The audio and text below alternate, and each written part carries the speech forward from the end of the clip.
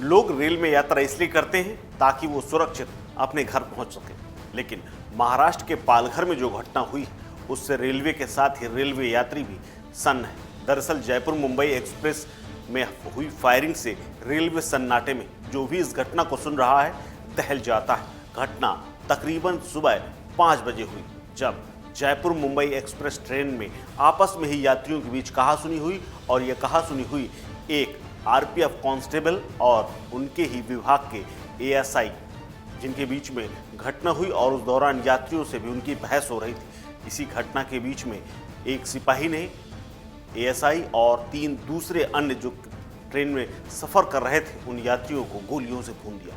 अब यहाँ सवाल ये है कि आखिर सिपाही ने फायरिंग क्यों की?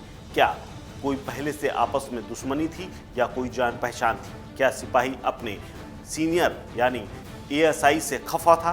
क्या ट्रेन के अंदर हिंदू मुसलमान की कोई बहस हो रही थी या फिर मसला कुछ और था? इस घटना के बाद अधिकारियों ने कातिल को अवसाद में होना बताया है। ऐसे में सबसे बड़ा सवाल उन अधिकारियों पर भी खड़ा हो गया है कि अगर वो अवसाद में था तो उसका इलाज क्यों नहीं हो रहा था, और वो ड्यूटी पर क्यों था, और उसके हाथ में रिवॉल्वर क्यों थमा दी गई थी।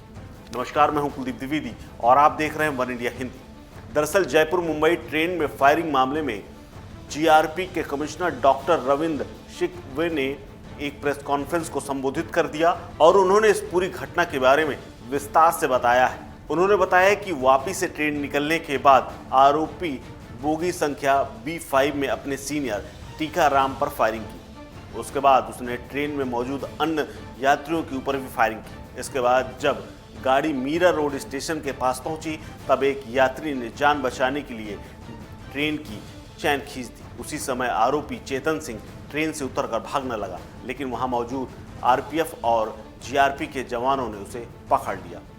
शिवसेना ने यह भी कहा कि जांच अभी शुरुआती स्तर पर है, इसलिए फिलहाल किसी निष्कर्ष पर पहुंचना जल्दबाजी है। सभी वीडियो और बयान की जांच की जा रही है। चेतन आरपीएफ के स्क्वाड टीम में शामिल था और जीआरपी के सूत्रों की माने तो आरोपी ने कुल 12 राउंड फायरिंग की। चेतन सिंह ने ट्रेन के बोगी संख्या B5 कोच में एएसआई टीकाराम समेत 2 लोगों को गोली मारी थी। इसके बाद उसने कोच संख्या S6 और पेंट्री कार में एक व्यक्ति की गोली मारकर हत्या कर दी।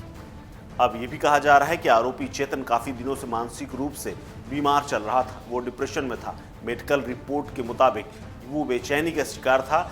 एक बात यह भी सामने आई कि वो अपने ट्रांसफर से भी नाराज था। आरोपी आरपीएफ जवान लोअर परेल आरपीएफ में तैनात था। पहले उसकी पोस्टिंग गुजरात में हुआ करती थी, बाद में उसे मुंबई ट्रांसफर कर दिया गया। बताया जाता है कि तबादले और परिवार में चल रही दिक्कत के चलते चेतन तनाव में था। ट्रेन के अंदर पहले चेतन और टीकाराम के बीच झगड़ा हुआ, फिर आरोपी ने मृतक के ऊपर गोली चला दी और उसकी जान ले ली। सूत्रों ने यह भी कहा कि आरपीएफ कांस्टेबल और उसके परिवार एएसआई में किसी बात को लेकर तनातनी और कहासुनी कई दिनों से चल रही थी, जिसके बाद कांस्टेबल ने गुस्से में आकर फायरिंग कर दी। सूत्र बताते हैं कि टीकाराम ईमानदार व्यक्ति थे।